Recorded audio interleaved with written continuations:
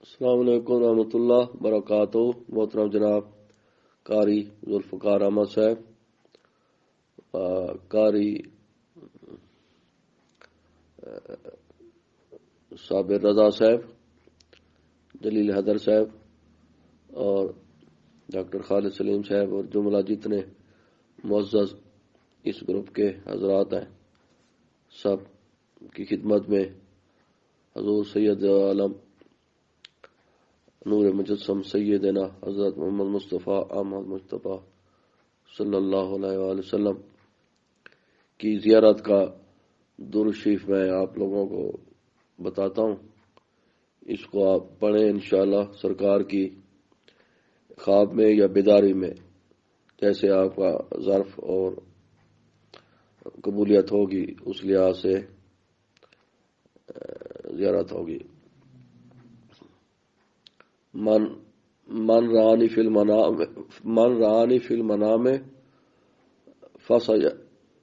فسیرانی فی الیقظہ، یعنی جس بندے نے مجھے خواب میں دیکھا تو ان قریب بیداری میں بھی دیکھے گا، حدیث قدسی ہے۔ اب فجر کی نماز، یہ میری اپنی کتاب ہے اسرار معرفت، اس کا صفحہ نمبر 674 ہے، اس پہ یہ میں نے یہ وظیفہ لکھا ہے، اسی کو پڑھ دیتا ہوں۔ فجر کی نماز اول وقت یعنی ابھی اندھیرا ہو پڑھ لی جائے۔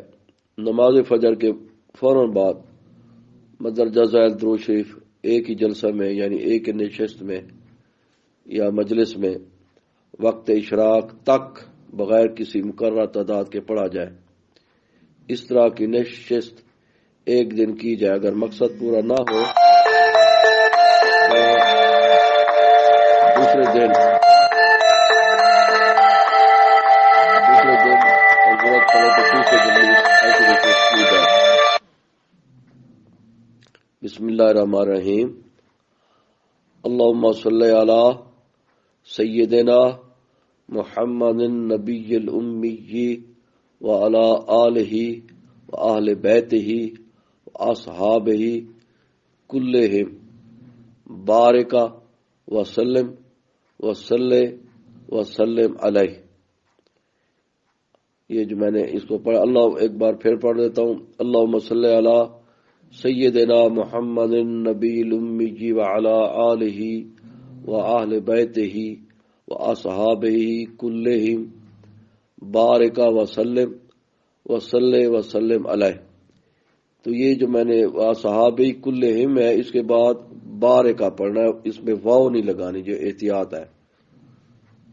صحابی کلہم بارکہ وسلم سے پہلے واو لگانی ہے، تو اس دروشی میں بڑی احتیاط یہی کرنے کی ضرورت ہے۔